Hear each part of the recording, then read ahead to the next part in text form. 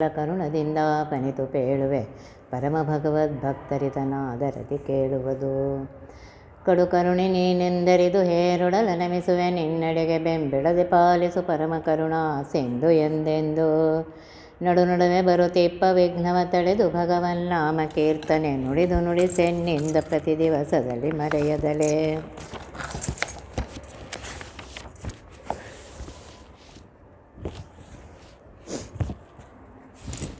ಬಿಂಬಾಪರೋಕ್ಷದಲ್ಲಿ 25ನೇ ಪದ್ಯ. ಅಡವಿಯೊಳು ಬಿತ್ತದಲೆ ಬೆಳೆದಿಹ ಗಿಡದ ಮೂಲಿಕೆ ಸಕಲ ಜೀವರ ಒಡಲಿಪ್ಪಾಮಯವ ಪರಿಹರಿಗೈಸುವಂದದಲೇ. ಜಡಜ ಸಂಭವ ಜನಕ ತ್ರಿಜಗದ್ವಡೆಯ ಸಂತೈಸೆನಲು ಅವರಿದ್ದಡೆಗೆ ಬಂದೊದುಗುವನು ಭಕ್ತರ ಬಿಡೆಯ ಮೀರದಲೇ. ಇಲ್ಲಿ ಹೇಳ್ತಾ ಇದ್ದಾರೆ, ಅಡವಿಯಲ್ಲಿ ಹೇಗೆ ಯಾರು ಹೋಗಿ ನಾವ್ಯಾರು ಬೀಜ ಬಿತ್ತಿಲ್ಲ, ಬೆಳೆ ಬೆಳೆದಿಲ್ಲ, ಏನು ಮಾಡಿಲ್ಲ. ಪರಮಾತ್ಮ ತಾನೇ ಅಲ್ಲಿ ನಾನಾ ಬೀಜಗಳನ್ನು ಹಾಕಿ ಮಳೆ ಬರಿಸಿ ಆಯಾ ಮೂಲಿಕೆಗೆ ಆಯಾ ಧರ್ಮಗಳು ಬರುವಂತೆ ಮಾಡಿ ತಾನೇ ಧನ್ವಂತರಿ ನಾಮದಿಂದ ಅದು ತೆಗೆದುಕೊಂಡಾಗ ನಮ್ಮ ಎಲ್ಲ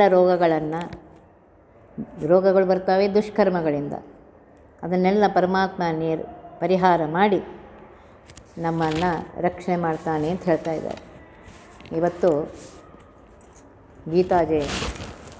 ಪರಮಾತ್ಮ ತಾನು ದ್ವಾಪರಯುಗದ ಕೊನೆಯಲ್ಲಿ ಅರ್ಜುನನಿಗೆ ಯುದ್ಧದ ಪೂರ್ವದಲ್ಲಿ ನಾನು ಯುದ್ಧ ಮಾಡುವುದಿಲ್ಲ ಅಂದಾಗ ಭಗವದ್ಗೀತೆಯನ್ನು ಉಪದೇಶ ಮಾಡ್ತಾನೆ. ಅರ್ಜುನ ಎಲ್ಲ ಮನುಷ್ಯರ ರೆಪ್ರೆಸೆಂಟೇಟಿವ್, ಅವನಿಗೆ ನರ ಅಂತಲೂ ಹೆಸರಿದೆ. ಅವನ ಮುಖಾಂತರ ನಮಗೆ ಹೇಳ್ತಾ ಇದ್ದಾನೆ ಪರಮಾತ್ಮ ಕರ್ಮಯೋಗ, ಜ್ಞಾನಯೋಗ ಇತ್ಯಾದಿಗಳನ್ನು.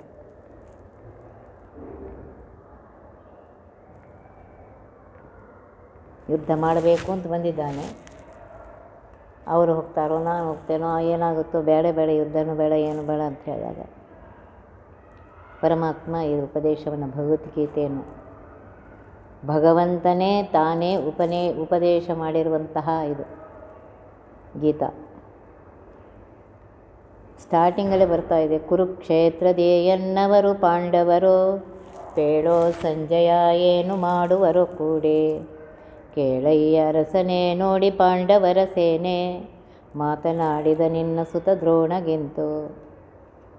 ಯುದ್ಧ ಭೂಮಿಯಲ್ಲಿ ಸೇರಿದ್ದಾರೆ. ಯುದ್ಧ ಮಾಡದೆ ಏನು ಮಾಡ್ತಿರ್ತಾರೆ? ಅದೇನು ಹರಟೆ ಹೊಡೆಗೆ ಕೂತಿದ್ದಾರ ಅಥವಾ ಟೈಮ್ ಪಾಸ್ ಮಾಡೋಕ್ಕೆ ಬಂದಿದ್ದಾರ? ನೋಡ್ರಿ, ಕೇಳ್ತಾ ಇದ್ದಾನೆ ಧೃತರಾಷ್ಟ್ರ, ಕುರುಕ್ಷೇತ್ರದಲ್ಲಿ ಎನ್ನವರು ಅಂತ ಇದ್ದಾನೆ. ಮಮಕಾರ ಎಷ್ಟಿದೆ ನೋಡಿ. ನನ್ನವರು, ದುರ್ಯೋಧನಾದಿಗಳು ನನ್ನವರಪ್ಪ. ಮತ್ತು ಆ ಪಾಂಡವರು ಸಂಜಯ್ ಏನು ಮಾಡಿದ್ರಪ್ಪ ಕೂಡಿ. ಅದಕ್ಕೆ ಹೇಳ್ತಾ ಇದ್ದಾನೆ, ಅರಸ ಕೇಳಪ್ಪ, ಸಂಜಯನಿಗೆ ಪರಮಾತ್ಮ ದಿವ್ಯ ದೃಷ್ಟಿಯನ್ನು ಕೊಟ್ಟಿದ್ದಾನೆ. ಇವನ ಮುಂದೆ ಕುಳಿತು, ಧೃತರಾಷ್ಟ್ರನ ಮುಂದೆ ಕುಳಿತು ಅಲ್ಲಿ ಯುದ್ಧದಲ್ಲಿ ಏನೇನು ನಡೀತಾ ಇದೆ, ಅವರ ಮಾತು ಎಲ್ಲ ಕೇಳಿಸ್ತಾ ಇದೆ ನೋಡಿ. ಅದನ್ನೆಲ್ಲ ಇವನಿಗೆ ವಿವರಣೆ ಮಾಡ್ತಾ ಇದ್ದ. ಅರಸ ಕೇಳಪ್ಪ, ಪಾಂಡವರ ಸೇನೆಯನ್ನು ನೋಡಿ ನಿನ್ನ ಮಗನಾಗಿರುವಂತಹ ದುರ್ಯೋಧನ ದ್ರೋಣಾಚಾರ್ಯರಿಗೆ ಈ ರೀತಿಯಾಗಿ ಹೇಳಿದನು. ಕೇಳಿತ ಪಾರ್ಥನು ಕುರುದಂಡ ರಣದಲ್ಲಿ ಚಂಡ ಗಾಂಡೀವ ಕರದಂಡ ಅಚ್ಯುತ ಪಿಡಿರಥ ನಡೆಮುಂದ ಬಹುತ್ವರದಿಂದ ನೋಡುವೆ ನೇತ್ರದಿಂದ ಗುರು ಹಿರಿಯರ ಕೂಡ ಯಾಕೆಂದ ಯುದ್ಧ ಸಾಕೆಂದ ಭಿಕ್ಷವೇ ಸುಖವೆಂದ ಕುಂತಿಸುತ್ತೈ ಮಾತು ಉಚಿತಲ್ಲ ನೀನಾಗಿದು ಸಲ್ಲ ಪಿಡಿ ಗಾಂಡೀವ ಬಿಲ್ಲ. ನೋಡೋಣ ನಡಿ ಅಂತ ಪಾರ್ಥ ಏನು ಮಾಡ್ತಾನೆ? ತಾನೇ ಪರಮಾತ್ಮ ಸಾರಥಿಯಾಗಿದ್ದಾನೆ. ತನ್ನ ಭಕ್ತರಾಗಿರುವಂತಹ ಪಾಂಡವರನ್ನು ರಕ್ಷಣೆ ಮಾಡುವುದಕ್ಕೋಸ್ಕರ ಪರಮಾತ್ಮ ಸಾರಥಿಯಾಗಿದ್ದಾನೆ ನೋಡಿ. ಗಾಂಡೀವವನ್ನು ಕೈಯಲ್ಲಿ ಹಿಡಿದುಕೊಂಡಂತಹ ಅರ್ಜುನ ಹೇಳ್ತಾ ಇದ್ದಾನೆ, ರಥ ಮುಂದೆ ತೆಗೆದುಕೊಂಡು ಹೋಗಪ್ಪ, ನಾನು ನೋಡ್ತೇನೆ. ನೋಡಿದ ಕ್ಷಣ ಎದುರಿಗೆ ದ್ರೋಣಾಚಾರ್ಯರಿದ್ದಾರೆ, ಹಿರಿಯರಾಗಿರುವಂತಹ ಭೀಷ್ಮಾಚಾರ್ಯರಿದ್ದಾರೆ, ಕೃಪಾಚಾರ್ಯರಿದ್ದಾರೆ. ಇವನ್ನೆಲ್ಲ ನೋಡಿ ಯುದ್ಧ ಬೇಡಪ್ಪ, ಭಿಕ್ಷಾ ಬೇಡ್ಕೊಂಡೇ ಇರ್ತೀವಿ ನೋಡಿ, ಭಿಕ್ಷಾನೇ ಸುಖ ಯುದ್ಧ ಮಾಡೋಕ್ಕಿಂತ ಅಂದಾಗ ಪರಮಾತ್ಮ ಹೇಳ್ತಾ ಇದ್ದಾನೆ, ಕುಂತಿಯ ಮಗನಾಗಿರುವಂತಹ ನಿನಗೆ ಈ ಮಾತು ಸರಿಯಲ್ಲ ಅಂತ ಹೇಳ್ತಾ ಇದ್ದಾನೆ. ಕುಂತಿ ನೋಡ್ರಿ ಹೇಳಿದ್ದಾಳೆ, ಮಹಾನುಭಾವಳವಳು, ನಮಗೆ ರಾಜ್ಯ ಬೇಕು, ಏನಾದರೂ ಮಾಡ್ರಿ ಅಂತ ಮಕ್ಕಳಿಗೆ ಹೇಳಿದಾಳವಳು. ಅಂತಹ ಕುಂತಿಯ ಮಗನಾಗಿರುವಂತಹ ನೀನು ಈ ಮಾತಾಡೋದು ಸರಿಯಲ್ಲ, ತೆಗೆದುಕೋ ಗಾಂಡಿವನ, ನಡೆ ಯುದ್ಧ ಮಾಡಲಿಕ್ಕೆ ಅಂತಾನೆ. ಈ ದೇಹಕ್ಕೆ ಬಾಲ್ಯ, ಯೌವನ, ಮುಪ್ಪತನ ಇದು ಬಂದೇ ಬರುತ್ತೆ, ಅದಕ್ಕೆ ಮೋಹ ಯಾಕೆ ಮಾಡ್ತೀವಿ?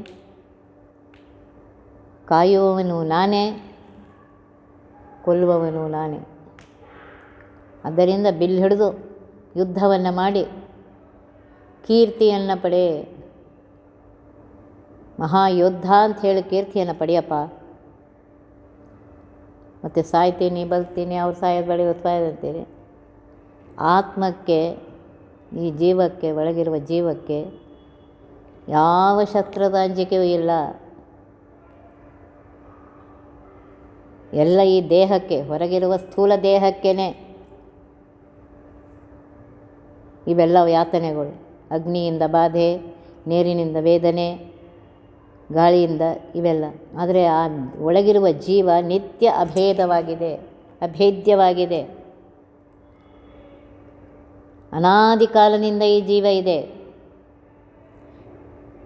ಈ ದೇಹ ಹೇಗಿದೆ ಅಂತಂದರೆ, ಬಟ್ಟೆ ಹಳೆ ಆದ ತಕ್ಷಣ ಹೇಗೆ ಎತ್ತಿ ಅದನ್ನು ತೆಗೆದು ಮತ್ತೆ ಹೊಸ ಬಟ್ಟೆಗಳನ್ನು ಹಾಕುತ್ತೀವಲ್ಲ, ಅದೇ ರೀತಿಯಾಗಿ ವಸ್ತ್ರಧಾಂಗೆ ಈತನು ಆದಾವು ಹೋದಾವು ನಿನಗಯ್ಯ ನನಗಲ್ಲಯ್ಯ.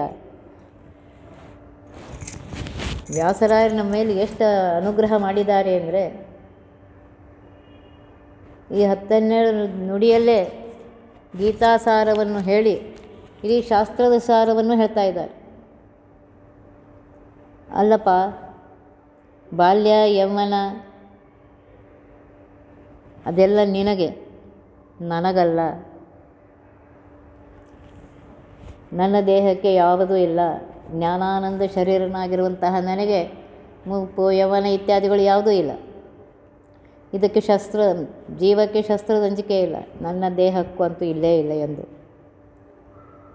ಈ ಶರೀರ ಇದೆಯಲ್ಲ, ಇದು ಹೇಗಿದೆ ಅಂದರೆ, ಹೊಸ ಬಟ್ಟೆ ಬಂದಾಕ್ಷಣ ಹಳೆ ಬಟ್ಟೆ ಕಿತ್ತು ಒಗಿತೇ ಇಲ್ಲ, ಅವಾಗ ದುಃಖ ಪಡ್ತೀಯ. ಇಲ್ಲ, ನನಗೆ ಹೊಸ ಬಟ್ಟೆ ಬೇಡ, ಇದೇ ಬಟ್ಟೆ ಬೇಕು ಅಂತ ಏನಾದ್ರು ಅಂತೀಯ ನೀನು? ಆದ್ದರಿಂದ ಯುದ್ಧ ಮಾಡು. ನನಗೆ ಈ ಶರೀರ ಹೋಗ್ತದೆ ಅಂತ ಏಕಿಲ್ಲ, ಯಾಕೆಂದರೆ ನನ್ನದು ಶರೀರ ಜ್ಞಾನಾನಂದ ಶರೀರ. ಅದು ನನಗೆ ಗೊತ್ತಿದೆ, ಉಳಿದವ್ರು ಯಾರಿಗೂ ಗೊತ್ತಿಲ್ಲಪ್ಪ. ಜ್ಞಾನ ದೊಡ್ಡದು ಕರ್ಮ ಬಂಧನವ ಬಿಟ್ಟು, ಕರ್ಮ ಬಿಟ್ಟರೆ ಪ್ರತ್ಯವಾಯವದೆಷ್ಟು. ಫಲ ಬಿಟ್ಟು ನೀ ಮಾಡು ಸತ್ಕರ್ಮಗಳ ಸಮದೇಹಕ್ಕೆ ಫಲಕರ್ಮ ಕಾರಣವಲ್ಲ. ಕರ್ಮದಲ್ಲಿ ಅಷ್ಟೇ ನಿನಗೆ ಅಧಿಕಾರ ಇದೆ, ಫಲ ನನ್ನ ಕೈಯಲ್ಲಿದೆ ಅಂತ ಹೇಳ್ತಾರೆ. ಕರ್ಮಣ್ಯೇವ ಅಧಿಕಾರಸ್ಥೇ ಮಾ ಫಲೇಶು ಕದಾಚನ. ಜ್ಞಾನ ದೊಡ್ಡದಪ್ಪ, ಜ್ಞಾನ ಬೇಕೇ ಬೇಕು, ಪಡ್ಕೊಳ್ಳಿಕ್ಕೇ ಬೇಕು. ಹೇಗೆ ಅಲ್ಲಿ ಕಪಿಲ ತಾಯಿ ಹೇಳ್ತಾ ಇದ್ದಾನೆ, ನಮ್ಮ ಜ್ಞಾನ ಇದ್ದಾಗಲೇ ಭಕ್ತಿ ಬರುತ್ತೆ, ಆಗಲೇ ವೈರಾಗ್ಯ ಬರುತ್ತೆ. ವಿಶೇಷವಾದ ಆಸಕ್ತಿ ಪರಮಾತ್ಮನಲ್ಲಿ ಹೋದಂತಹ ಆಸಕ್ತಿ ಈ ಸಂಸಾರದಲ್ಲಿ. ಆದ್ದರಿಂದ ಜ್ಞಾನ ದೊಡ್ಡದು ಅಂತ ಹೇಳ್ತಾ ಇದ್ದಾನೆ ಪರಮಾತ್ಮ. ಕರ್ಮ ಬಿಟ್ಟರೆ ಏನಾಗುತ್ತೆ ಅಂತ ಹೇಳ್ತಾ ಇದ್ದಾರೆ. ಕರ್ಮ, ನೀನು ಯಾವ ವರ್ಣದಲ್ಲಿ ಹುಟ್ಟಿದ್ದಿ, ಯಾವ ಆಶ್ರಮದಲ್ಲಿದ್ದಿ, ದೇಶ ಕಾಲಕ್ಕನುಸಾರವಾಗಿ ಸರ್ವರು ಕರ್ಮಗಳನ್ನು ಮಾಡಲಿಕ್ಕೇ ಬೇಕು. ಆ ಕರ್ಮ ಮಾಡುವಾಗ ಸತ್ಕರ್ಮ ಅಂತ ಹೇಳ್ತಾ ಇದ್ದಾರೆ. ನಾನು ಅರ್ಧ ಗಂಟೆಯಲ್ಲಿ ಹೇಳಬೇಕು, ಸಂಕ್ಷಿಪ್ತವಾಗೇ ಹೇಳ್ತೇನೆ. ಸತ್ಕರ್ಮಗಳನ್ನು ಮಾಡು,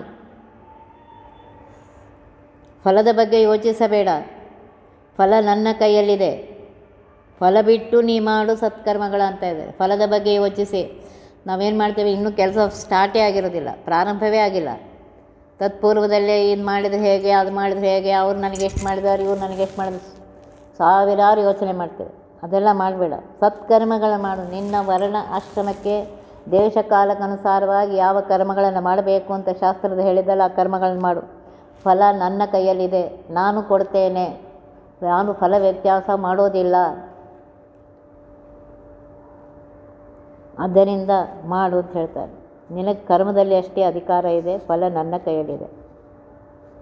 ಜ್ಞಾನ ದೊಡ್ಡದಪ್ಪ, ಯೋಗ ಬುದ್ಧಿ ಮಾಡಿ ನನ್ನ ಹತ್ರ ಬಾ. ಅದಕ್ಕೆ ಹೇಳ್ತಾ ಇದ್ದಾನೆ ಪರಮಾತ್ಮ, ಜ್ಞಾನ ದೊಡ್ಡದು ಅಂತಿದೆ ಪರಮಾತ್ಮ, ಮತ್ತು ಈ ಕರ್ಮದಲ್ಲಿ ಯಾಕೆ ನಾನು ಮೋಹಿಸ್ತಾ ಇದೆಯಾ? ಕರ್ಮ ಇಲ್ಲದೆ ಮೋಕ್ಷ ಇದೆಯೇನು? ಕರ್ಮ ಮೋಕ್ಷದ ಬುದ್ಧಿಗೆ ಬೀಜ ಅಲ್ಲೇನಿದು ಅಂತ ಕೇಳಿದಾಗ, ಕರ್ಮ ಮಾಡಪ್ಪ ಪಾಂಡವ, ಇಲ್ಲದೇ ಇದ್ದರೆ ಎದುರಿಗಿನ ಶತ್ರು ಏನಂತ ನಿನಗೆ ಹೇಡಿ ಅಂತಾನೆ, ಷಂಡ ಅಂತಾನೆ. ಮತ್ತೆ ಒಂದು ನೋಡು, ನಿನ್ನನ್ನು ನೋಡಿ ನನ್ನನ್ನು ನೋಡಿ ಈ ಜಗತ್ತು ಮಾಡುತ್ತೆ. ಈಗ ಮಕ್ಕಳಿಗೆ ನಾವು ತಂದೆ ತಾಯಿಗಳು ಬುದ್ಧಿ ಹೇಳುವಾಗ ನಾವು ಯಾವ ಕರ್ಮಗಳು ಮಾಡ್ತೇವೆ ಅದನ್ನು ಅವ್ರಿಗೆ ಹೇಳ್ರಿ. ಅವರಿಗೆ ಸುಳ್ಳಾಡಬೇಡ ಅಂತ ಹೇಳಿರ್ತೇವೆ, ನಾವು ಸುಳ್ಳಾಡ್ತೇವೆ. ಅಪ್ಪ ನಂಗೆ ಸುಳ್ಳಾಡಬೇಡ ಅಂತೀಯ, ಮತ್ತು ನೀ ಯಾಕೆ ಸುಳ್ಳಾಡ್ತೀಯ ಅಂತಾವ. ಆದ್ದರಿಂದ ದೊಡ್ಡವರು ಕರ್ಮಗಳನ್ನು ಸರಿಯಾಗಿ ದೇಶಕಾಲ ವರ್ಣ ಆಶ್ರಮಕ್ಕನುಸಾರ ಕರ್ಮಗಳನ್ನು ಮಾಡಿದಾಗ ಅವ್ರು ನೋಡ್ಕೊಂಡು ಮಕ್ಕಳು ತಾವೇ ಮಾಡ್ತಾರೆ. ಆದ್ದರಿಂದ ಹೇಳ್ತಾ ಇದ್ದಾರೆ, ಈಗ ಅರ್ಜುನ ನಾನು ನಿನಗೆ ಯುದ್ಧ ಮಾಡಬೇಡ ಹೋಗಿ ನಡಿ ಅಂತಂದರೆ ಜನರೆಲ್ಲ ಅದೇ ಮಾಡ್ತಾರೆ. ನನ್ನನ್ನು ನೋಡಿ ನಿನ್ನನ್ನು ನೋಡಿ ಜನ ಮಾಡ್ತಾರೆ. ಆದ್ದರಿಂದ ಕ್ಷತ್ರಿಯ ಧರ್ಮದ ಕ್ಷತ್ರಿಯದಲ್ಲಿ ಹುಟ್ಟಿದಿ, ಕ್ಷತ್ರಿಯದವನಾಗಿ ಹುಟ್ಟಿದಿ, ಕ್ಷತ್ರಿಯನಾಗಿ ಕ್ಷತ್ರಿಯ ಧರ್ಮ ಯಾವುದು ಅದನ್ನು ಮಾಡು. ಗರ್ವ ಬಿಡು, ನಾನು ಹಾಗೆ ಮಾಡಿದ್ದೇನೆ, ನಾ ಹೀಗೆ ಮಾಡಿದ್ದೇನೆ, ಈ ಅಹಂಕಾರ ಅನ್ನೋದು ಎಲ್ಲರಿಗೂ ಬರುತ್ತೆ, ಅದನ್ನು ಬಿಡು ಮೊದಲು. ಬಿಟ್ಟು ನನಗೆ ಅರ್ಪಿಸಿ, ಸರ್ವವನ್ನು ನನಗೆ ಅರ್ಪಿಸಿ ಏಕ ಮನಸ್ಸಿನಿಂದ ನಿನ್ನ ಕರ್ತವ್ಯವನ್ನು ಮಾಡು. ಯೋಗ ಸನ್ಯಾಸ ಎರಡು ಮುಕ್ತಿಗೆ ಕಾರಣವಾಗಿದೆ. ಸನ್ಯಾಸಿ ಹೇಗಿರಬೇಕಂದ್ರೆ ಭೋಗವರ್ಜಿತ. ಹೇಗೆ ನೀರಿನಲ್ಲಿಯೇ ಕಮಲದ ಎಲೆ ಇದೆ, ಆದರೆ ಅದಕ್ಕೆ ವಾರಿಯ ನೀರಿನ ಲೇಪ ಇಲ್ಲ, ಹಾಗೆ ಭಕ್ತಿ ಮಾಡುವವನಿಗೆ ಭಕ್ತಿಯಿಂದ ಪರಮಾತ್ಮ ಸರ್ವ ಕೆಲಸವು ನಿನ್ನ ಪೂಜೆಯಿಂದ ಮಾಡುವವನಿಗೆ ಈ ಸಂಸಾರದ ಲೇಪವೂ ಇಲ್ಲ. ಅವನು ಹೇಳ್ತಾ ಇದ್ದಾನೆ, ಮೇಕೆಯಲ್ಲೂ ನಾನೇ ಇದ್ದೇನೆ, ಗಜದಲ್ಲೂ ನಾನೇ ಇದ್ದೇನೆ, ಸರ್ವ ಪ್ರಾಣಿಗಳಲ್ಲಿ ನಾನೇ ಇದ್ದೇನೆ, ಬ್ರಾಹ್ಮಣರಲ್ಲಿ ಕ್ಷತ್ರಿಯರಲ್ಲಿ ಸರ್ವರಲ್ಲೂ ನಾನೇ ಇದ್ದೇನೆ. ಭಜಿಸುವರ ಭಕ್ತಿಗನುಸಾರವಾಗಿ ಅವರಿಗೆ ನಾನು ಫಲವನ್ನು ಕೊಡ್ತೇನೆ. ಅಲ್ಲಿ ಹೇಳ್ತಾ ಇದ್ದಾನೆ ಪರಮಾತ್ಮ,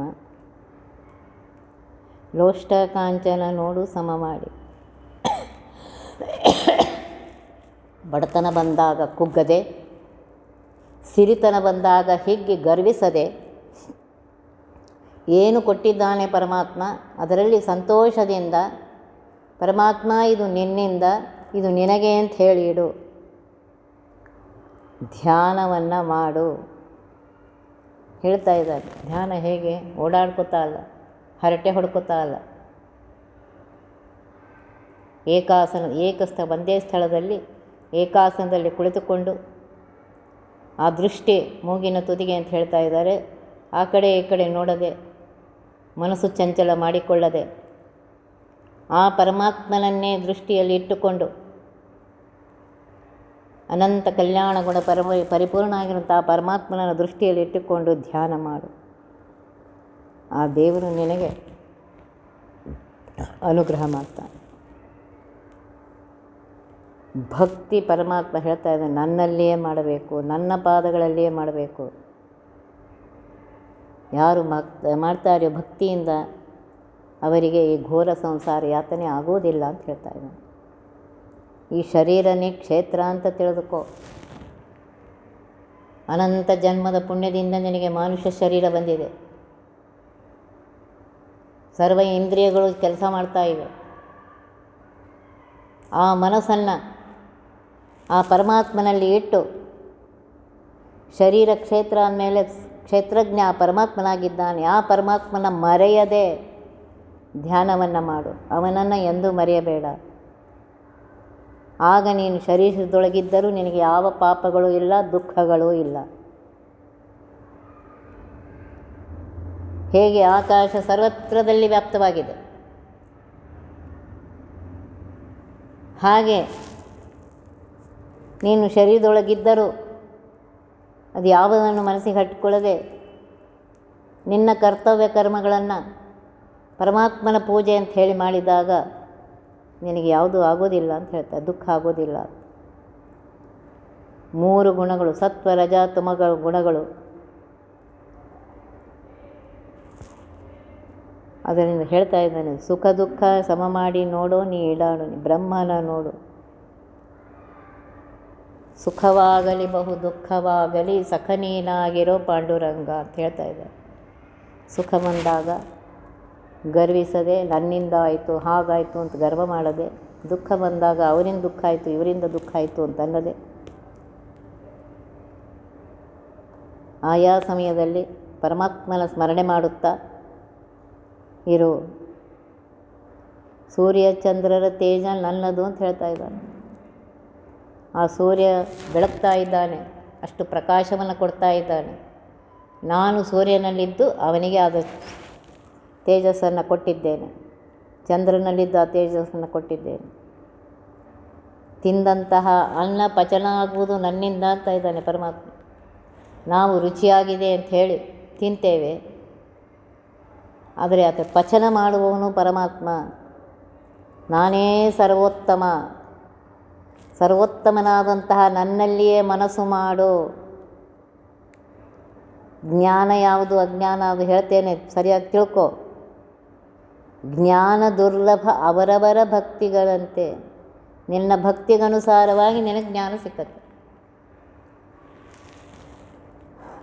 ಫಲ ನನ್ನ ಕೈಯಲ್ಲಿದೆ.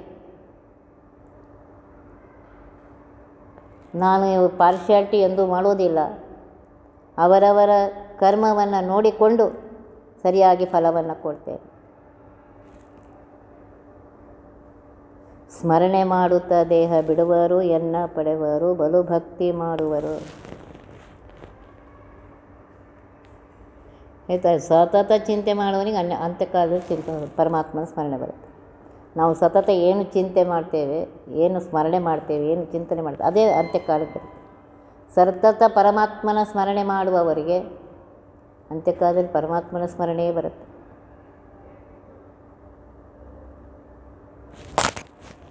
ಇದನ್ನು ನಾನು ನೋಡಿದ್ದೇನೆ. ನಮ್ಮ ತಾಯಿ ಯಾವಾಗಲೂ ವಿಠ್ಠಲನ ಬಗ್ಗೆ ವಿಠ್ಠಲನ ಬಗ್ಗೆ ಇಂತಹ ಪರಿಭಕ್ತಿ ಇತ್ತು ಅಂತಂದರೆ ಎಲ್ಲ ಕಾಲಕ್ಕೂ ಅವನ ಸ್ಮರಣೆ ಇರ್ತಿತ್ತು. ಯಾರಾದರೂ ಏನಾದ್ರು ಅಂದರೂ ಸಾಕು, ಹೋಗಿ ದೇವ್ರ ಮನೇಲಿ ಕೂತ್ಕೊಂಡು ನೋಡೋ ಬಿಟ್ಟು, ಅವ್ರು ಹಂಗಂದರು ನೋಡೋ ಬಿಟ್ಟು ನಾವು ಅಂತಿದ್ವಿ. ಅವ್ರು ಅಂದರೆ ಅಲ್ಲಿ ಹೋಗಿ ಹೇಳ್ಬೇಕು, ಇವನ ಮುಂದೆ ಯಾಕೆ ಕೂತು ಹೇಳ್ತೀವಿ? ಇಲ್ಲ, ಇವನ ಮುಂದೆ ಹೇಳಬೇಕು. ನಮಗೆ ತ್ರಾಸಾಗಿದ್ದು ಇವನ ಮುಂದೆ ಹೇಳಬೇಕು, ನಮಗೆ ಸಂತೋಷ ಆಗಿದ್ದು ಇವನ ಮುಂದೆ ಹೇಳಬೇಕು. ಇವನೇ ನಮ್ಮ ಆಪ್ತ, ಇವನೇ ನಮ್ಮ ಸರ್ವ. ಅಂತ್ಯಕಾಲಕ್ಕೆ ಹೇಳಿದ್ದೇನೆ, ಡಾಕ್ಟ್ರು ಇನ್ನು ಇವ್ರದ್ದೆಲ್ಲ ಮುಗೀತು ಅಂತ ಹೇಳಿದ್ರು. ಆ್ಯಕ್ಚುಲಿ ಅನ್ಕಾನ್ಷಿಯಸ್ ಇದ್ದರು, ಸೆಕೆಂಡ್ ಸ್ಟೇಜಿಗೆ ಹೋಗಿತ್ತು. ಅಂಥದ್ದು ಅಂತ್ಯಕಾಲಕ್ಕೆ ಸ್ವಲ್ಪ ಎಚ್ಚರ ಬಂದಿದೆ. ಎಚ್ಚರ ಬಂದಾಕ್ಷಣ ಮೊದಲು ಎಲ್ಲರನ್ನೂ ಕರೆದಿದ್ದಾರೆ. ನಮಗೆಲ್ಲ ಕರೆದು ನನಗೆ ಕುಂಕುಮ ಹಚ್ಚಿರಿ ಅಂತ ಹೇಳಿ ನಮ್ಮೆಲ್ಲರ ಕೈಯಿಂದ ಕುಂಕುಮ ಹಚ್ಚಿಕೊಂಡಿದ್ದೆ. ಆಮೇಲೆ ಹೇಳಿದೆ, ನಿಮ್ಮ ತಂದೆನೂ ಕರೀರಿ ಅಂತ. ಅವ್ರ ಕೈಯಿಂದ ಕುಂಕುಮ ಹಚ್ಚಿಸ್ಕೊಂಡು ಆಯಿತು ಇನ್ನು ನಾನು ಬರ್ತೀನಿ ಅಂತ ಹೇಳಿದ್ರು. ಆಮೇಲೆ ಅವಳನ್ನು ICU ಕರ್ಕೊಂಡು ಹೋಗಿದ್ದಾರೆ. ಅಲ್ಲೊಳಗೆ ಎಷ್ಟೊತ್ತು ಎಚ್ಚರ ಇದ್ದಿಲ್ಲ. ಕೊನೆಗೆ ಜೀವ ಹೋಗುವ ಸಮಯಕ್ಕೆ ಎಚ್ಚರ ಬಂದಿದೆ. ಬಂದು ಮತ್ತೆ ಎಲ್ಲ ನಮ್ಮ ಮಕ್ಕಳ ಹೆಸರು, ಗಂಡನ ಹೆಸರು ತೆಗೆದುಕೊಂಡು ಆಮೇಲೆ ವಿಠ್ಠಲ ವಿಠ್ಠಲ ವಿಠ್ಠಲ ವಿಠ್ಠಲ ಅಂತ ಇದ್ದಾರೆ. ICUಯಲ್ಲಿರುವಂತಹ ಡಾಕ್ಟ್ರು ನರ್ಸ್ಗಳು ಯಾರೋ ತುಂಬ ಕರೀತಾ ಇದ್ದಾರೆ. ಅವರು ಹೊರಗೆ ಬಂದು ಒಬ್ಬ ನರ್ಸ್ ಹೇಳಿದ್ರು, ಇಲ್ಲಿ ವಿಠ್ಠಲ ಅಂತ ಯಾರಿದ್ದಾರೆ, ತುಂಬ ಕರೀತಾ ಇದ್ದಾರೆ, ಬನ್ನಿ ಒಳಗೆ ಅಂತ ಕರೆದು. ಆವಾಗ ನಾವು ಬಂದ್ವಿ. ಅವನೇ ಬರಬೇಕು ಅಂತ ನಮ್ಗೆ ಗೊತ್ತಾಯ್ತು. ಕೊನೆಯವರೆಗೂ ವಿಠಲ ವಿಠಲ ಅಂತ ಹೋಗಿದ್ದಾರೆ. ಅದಕ್ಕೆ ಹೇಳ್ತಾಯಿದ್ರೆ ಮನಸ್ಸು ನನ್ನಲ್ಲಿ ಮಾಡು, ನಾನೇ ಉತ್ತಮ, ಭಕ್ತಿಯನ್ನು ಮಾಡು. ಸುಲಭರಿಗೆ ಅತಿ ಸುಲಭನಾಗಿದ್ದಾನೆ ಪರಮಾತ್ಮ.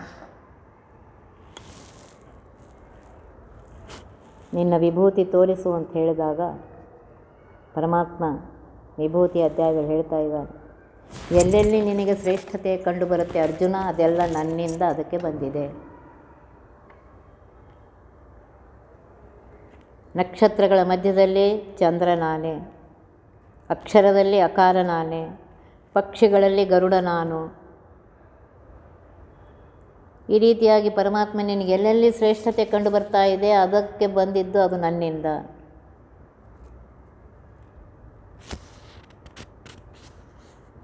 ಎಲ್ಲ ಕಡೆಗೆ ಅರ್ಜುನ ನನ್ನನ್ನು ಸ್ಮರಣೆ ಮಾಡು.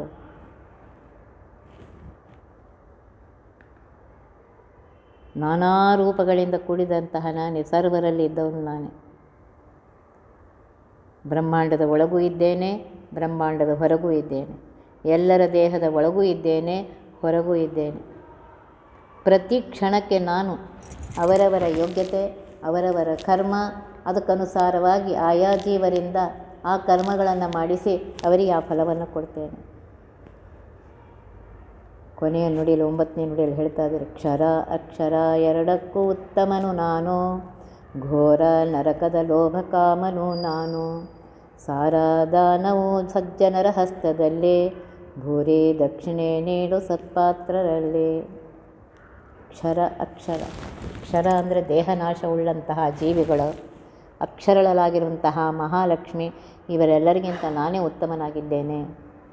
ಸರ್ವೋತ್ತಮನು ನಾನೇ, ಮಹಾಲಕ್ಷ್ಮಿಗೂ ಉತ್ತಮನು ನಾನೇ, ಘೋರ ನರಕದ ಲೋಭ ಕಾಮನು ನಾನು. ನೋಡ್ರಿ, ನಮ್ಮ ಕರ್ಮಕ್ಕನುಸಾರವಾಗಿ ಪರಮಾತ್ಮ ಪ್ರಯತ್ನ, ಇದು ನೆನ್ಪಿಟ್ಕೊಳ್ರಿ, ಪ್ರಯತ್ನನೂ ಮಾಡಬೇಕು ನಾವು. ಎಲ್ಲ ಅವನೇ ಮಾಡ್ತಾನೆ, ಇಲ್ಲ ನೀನು ಪ್ರಯತ್ನ ಮಾಡು ಅಂತ ಹೇಳ್ತಾ ಇದ್ದ. ಅದಕ್ಕನುಸಾರವಾಗಿ ಪರಮಾತ್ಮ ನಮಗೆ ನಮ್ಮಿಂದ ಕರ್ಮಗಳನ್ನು ಮಾಡಿಸಿ ಸ್ವರ್ಗವೋ ನರಕವೋ ಏನು ಕೊಡಬೇಕಂತ ಕೊಡ್ತಾರೆ. ದಾನ ಮಾಡುವುದಿದ್ದರೆ ಸಜ್ಜನರ ಹಸ್ತದಲ್ಲಿ ಅಂತ ಹೇಳ್ತಾ ಇದ್ದೆ. ಯಾಕೆ ಅಂದರೆ ನಾನು ಕೊಟ್ಟಂತಹ ದಾನ, ಆ ಎದುರಿನ ವ್ಯಕ್ತಿ, ದಾನ ತೆಗೆದುಕೊಂಡಂತಹ ವ್ಯಕ್ತಿ ಅದನ್ನು ಸರಿಯಾಗಿ ಉಪಯೋಗಿಸಿಕೊಂಡರೆ ಅದರ ಫಲ ನಂಗೆ ಬರುತ್ತೆ. ಅವನು ಅದನ್ನು ಕೆಟ್ಟದಕ್ಕೆ ಉಪಯೋಗಿಸಿದರೆ ಅದರ ಫಲವೂ ನನಗೆ ಬರುತ್ತೆ, ಅವನಿಗೂ ಬರುತ್ತೆ, ಜೊತೆಗೆ ನನಗೂ ಬರುತ್ತೆ. ಆದ್ದರಿಂದ ದಾನ ಮಾಡುವಾಗ ಸಜ್ಜನರ ಹಸ್ತದಲ್ಲಿ ಅಂತ ಹೇಳ್ತಾ ಇದ್ದಾರೆ. ಸತ್ಪಾತ್ರರಲ್ಲಿ ದಾನ ಮಾಡು, ಸಜ್ಜನರ ಹಸ್ತದಲ್ಲಿ ದಾನ ಮಾಡು, ಭೂರಿ ದಕ್ಷಿಣೆ ನೀಡು, ಅವರಿಗೆ ದಕ್ಷಿಣೆಯನ್ನು ಕೊಡು. ಕೊನೆಗೆ ಹೇಳ್ತಾ ಇದ್ದೇನೆ, ಸರ್ವದಾನಕ್ಕಿಂತ ಎನ್ನ ಭಕ್ತಿ, ಕೇಳೋ ಭೂರಿ ಶಕ್ತಿ ಮಾಡಯ್ಯ ವೇರಕ್ತಿ. ಎಲ್ಲ ದಾನಕ್ಕಿಂತ ನನ್ನಲ್ಲಿ ಭಕ್ತಿ ಮಾಡುವುದು ಮೊದಲನೇದು ಅಂತ ಹೇಳ್ತಾರೆ. ಅನನ್ಯಾ ಚಿಂತೆಯಂತೋ ಮಾ ಯೇ ಜನಾಃ ಪರ್ಯುಪಾಸತೆ ತೇಷಾಂ ನಿತ್ಯಾಭಿಯುಕ್ತಾನಾಂ ಯೋಗಕ್ಷೇಮಂ ವಹಾಮ್ಯಹಂ. ನನ್ನಲ್ಲಿ ಭಕ್ತಿ ಮಾಡುವವರ ಯೋಗಕ್ಷೇಮವನ್ನು ನಾನು ನೋಡ್ಕೋತೇನೆ, ಎಲ್ಲ ಸಮಯದಲ್ಲಿ ನೋಡ್ಕೊಳ್ತೇನೆ. ಹೇಗೆ 2 ವರ್ಷದ ಮಗು ತಾಯಿಯನ್ನು ನಂಬಿದೆ, ಆ ತಾಯಿ ಅದನ್ನು ಪ್ರತಿಯೊಂದು ಕ್ಷಣಕ್ಕೂ ನೋಡ್ತಾಳೆ, ಅದರ ಊಟ ತಿಂಡಿ ಪ್ರತಿಯೊಂದು ನೋಡ್ತಾಳವಳು. ಹಾಗೆ ಪರಮಾತ್ಮನಿಗೆ ನಿನ್ನನ್ನು ಒಪ್ಪಿಸಿಕೋ, ನಾನು ನೋಡ್ಕೋತೇನೆ ಸರಿಯಾಗಿ ಅಂತ ಹೇಳ್ತಾನೆ. ನನ್ನಲ್ಲಿ ಭಕ್ತಿಯನ್ನು ಮಾಡು. ವಿಶೇಷ ವಿರಕ್ತಿ ಅಂತಂದರೆ ವಿಶೇಷವಾದ ಆಸಕ್ತಿ ನನ್ನಲ್ಲೇ ಇರಬೇಕು. ಸಂಸಾರದಲ್ಲಿ ಎಷ್ಟು ಕರ್ಮಗಳನ್ನ ಮಾಡಬೇಕು ಅಷ್ಟೇ ಆಸಕ್ತಿ ಇರಲಿ ಅಂತ ಹೇಳಿದಾಗ, ಕೃಷ್ಣ ಹರಣವಾಯಿತು ನಿನ್ನಿಂದ ಮೋಹ ಎನ್ನಿಂದ, ಬಹು ಸುವಾಕ್ಯದಿಂದ ಕೃಷ್ಣ ಭೀಮಾನುಜರ ಸಂವಾದ ಮಹಾ ಸುಖಪ್ರದ, ಧೃತರಾಷ್ಟ್ರ ಕೇಳಿದ ಬಲ್ಲೇನು ವ್ಯಾಸರ ದಯದಿಂದ ಮನಸೇನಿಂದ, ಕೃಷ್ಣನಲ್ಲೇ ಜಯವಂದ ಕೇಳಯ್ಯ ಎನ ಮಾತು ಪಾರ್ಥನೆ ಗೀತಾದರ್ಥವ. ಇಷ್ಟೆಲ್ಲ ಹೇಳಿದ ಮೇಲೆ 6 ಅಧ್ಯಾಯಗಳನ್ನು ಪರಮಾತ್ಮ ಸತ್ವ ರಜ ತಮೋಗುಣಗಳ ಬಗ್ಗೆನೇ ಹೇಳ್ತಾ ಇದ್ದಾರೆ. ಸಾತ್ವಿಕರು ಹೇಗಿರ್ತಾರೆ, ರಾಜಸರು ಹೇಗಿರ್ತಾರೆ, ತಾಮಸರು ಹೇಗಿರ್ತಾರೆ, ಅವರು ಕರ್ಮಗಳನ್ನು ಯಾವ ರೀತಿ ಮಾಡ್ತಾರೆ, ಅವರಿಗೆ ಯಾವ ಫಲ ಸಿಕ್ಕತ್ತೆ ತಿಳ್ಕೊ. ದಾನ ಧರ್ಮಗಳು ಮಾಡಬೇಡ ಅಂತ ಹೇಳ್ತಾ ಇಲ್ಲ ಪರಮಾತ್ಮ. ನನ್ನಲ್ಲಿ ಭಕ್ತಿ ಮಾಡು ಮೊದಲು. ಅದು ಪರಮಾತ್ಮ ಸರ್ವೋತ್ತಮ, ಸರ್ವತಂತ್ರ, ಸ್ವತಂತ್ರ. ನಾನು ಅವನ ದಾಸ. ಅವನು ಹೇಳಿದಂತೆ ನಾನು ಕೇಳ್ತೇನೆ. ಇದು ಇಂಪಾರ್ಟೆಂಟ್. ಭಕ್ತಿ ಅಂತಂದರೆ ಬರೀ ಕೃಷ್ಣ ನಮಸ್ಕಾರ ಮಾಡಿದ್ರಲ್ಲ, ಅವನು ಹೇಳಿದಂತೆ ಕೇಳಬೇಕು ನಾವು. ಅವನು ಹೇಳಿದ್ದಾನೆ ಯಾವ ವರ್ಣದವರು, ಯಾವ ಆಶ್ರಮದವರು, ಯಾವ ದೇಶ ಕಾಲದಲ್ಲಿ ಹೇಗಿರಬೇಕು ಅಂತ. ಆ ರೀತಿ ಇದ್ದಾಗಲೇ ಅದು ಭಕ್ತಿ. ವಿಶೇಷವಾದ ಆಸಕ್ತಿ ನನ್ನಲ್ಲೇ ಇರಲಿ ಅಂದಾಗ ಕೃಷ್ಣ ಮೋಹ ಹೋಯ್ತಪ್ಪ ನಿನ್ನ ಸುವಾಕ್ಯದಿಂದ, ನೀನು ಕೊಟ್ಟಂತಹ ಜ್ಞಾನದಿಂದ ಮೋಹ ಹೋಯಿತು. ಇನ್ನು ನಾನು ಯುದ್ಧಕ್ಕೆ ತಯಾರಾಗಿದ್ದೇನೆ, ನಡಿ ರಥ ಮುಂದೆ ತೆಗೆದುಕೊಂಡು ಹೋಗು ಅಂತ ಹೇಳ್ತಾರೆ. ಈ ಕೃಷ್ಣ ಭೀಮಾನುಜರ, ಭೀಮ ಅಂತ ಶಬ್ದ ಉಪಯೋಗಿಸಿದರು. ಡೈರೆಕ್ಟಾಗಿ ಪರಮಾತ್ಮನಿಂದ ಉಪದೇಶ ಪಡೆಯುವ ಅಧಿಕಾರ ಕೇವಲ ವಾಯುದೇವರಿಗೆ ಮಾತ್ರ. ಅರ್ಜುನರ ರಥಕ್ಕೆ ಅಲ್ಲಿ ಹನುಮಧ್ವಜ ಇತ್ತು. ಅಲ್ಲಿರುವಂತಹ ಹನುಮ ಭೀಮ ಒಬ್ಬನೇ. ಇವನ ಮಾತನ್ನು ಕೇಳಿ ಇದು ಮಾಡಿ ಸಂತೋಷದಿಂದ ಗರ್ಜನೆ ಮಾಡ್ತಾನಂತೆ. ಅದಕ್ಕೋಸ್ಕರ ಹೇಳ್ತಾ ಇದ್ದಾರೆ ಕೃಷ್ಣ ಭೀಮಾನುಜರ. ಕೃಷ್ಣ ಭೀಮನ ತಮ್ಮನಾಗಿರುವಂತಹ ಅರ್ಜುನನ ಸಂವಾದವನ್ನು ಕೇಳಿ ಇದು ಮಹಾಸುಖಪ್ರದ ಅಂತ ಹೇಳ್ತಾ ಇದ್ದಾರೆ. ಕೇಳುವುದರಿಂದಲೇ ಸುಖ, ಇನ್ನು ಆಚರಣೆ ತಂದರೆ ಇನ್ನೂ ಹೆಚ್ಚಿನ ಸುಖ. ಧೃತರಾಷ್ಟ್ರ ಇದನ್ನೇ ಕೇಳಿದ್ದಾನೆ. ಬಲ್ಲೇನು ವ್ಯಾಸರ ದಯದಿಂದ. ವೇದವ್ಯಾಸ ದೇವರು ಮಹಾಭಾರತವನ್ನು ಬರೆಯುತ್ತಾ ಅದರಲ್ಲಿ ಕೃಷ್ಣ ಭೀಮಾನುಜರ ಸಂವಾದ ಗೀತೆಯನ್ನು ಉಪದೇಶ ಮಾಡಿದ್ದಾರೆ. ಅಂತಹ ವೇದವ್ಯಾಸರ ದಯೆಯಿಂದ ನಾನು ಈ ಗೀತೆಯನ್ನು, ಭಗವದ್ಗೀತೆಯನ್ನು ಅತ್ಯಂತ ಭಕ್ತಿಯಿಂದ ಮನಸ್ಸಿನಿಂದ ಕೇಳಿದ್ದೇನೆ. ಕೃಷ್ಣ ಜಯವನ್ನು ತಂದು ಕೊಟ್ಟೇ ಕೊಡ್ತಾನೆ ಅಂತ ಹೇಳ್ತಾ ಇದ್ದಾರೆ. ಆದ್ದರಿಂದ ಗೀತಾ ಸರ್ವಕಾಲಕ್ಕೂ ಬೇಕು. ವರ್ಷಕ್ಕೆ ಇವತ್ತು ಒಂದೇ ದಿವಸ ಕೇಳುವುದಲ್ಲ, ಪ್ರತಿ ದಿವಸವೂ ಅದನ್ನು ಕೇಳಬೇಕು, ಅದರ ಆಚರಣೆಯನ್ನು ತರಬೇಕು. ಪರಮಾತ್ಮ ಹೇಳ್ತಾ ಇದ್ದಾನೆ ಆಚರಣೆ important. Practice before you preach. ಹುಡುಗರಿಗೆ ಉಪದೇಶ ಮಾಡುವ ಮೊದಲು ಟೀಚರ್ ತಾನು ಮೊದಲು ಪ್ರಾಕ್ಟೀಸ್ ಮಾಡಬೇಕು, ಆಮೇಲೆ ಉಪದೇಶ ಮಾಡಬೇಕು. ಇದನ್ನೇ ಇಲ್ಲಿ ಕೃಷ್ಣ ಹೇಳ್ತಾ ಇದ್ದಾನೆ. ಆಚರಣೆಗೆ ತೆಗೆದುಕೊಂಡು ಬಾ, ಅದೇ ರೀತಿಯಾಗಿ ಆಚರಣೆಯನ್ನು ಮಾಡು. ಯಾವ ವರ್ಣದಲ್ಲಿದ್ದೆ, ಯಾವ ಆಶ್ರಮದಲ್ಲಿದ್ದೆ, ದೇಶ ಕಾಲಕ್ಕನುಸಾರವಾಗಿ ಆಚರಣೆ ಮಾಡುತ್ತಾ ಅದೇ ಪರಮಾತ್ಮನ ಪೂಜೆ ಅಂತ ಹೇಳಿ ಅವನಿಗೆ ಅರ್ಪಿಸು. ಆಗ ಪರಮಾತ್ಮ ನಿನಗೆ ಅನುಗ್ರಹ ಮಾಡ್ತೀನಿ ಅಂತ ಹೇಳಿದ್ದಾನೆ. ಅದನ್ನೇ ಇಲ್ಲಿ ನಾನು ಹೇಳಿದ್ದೇನೆ.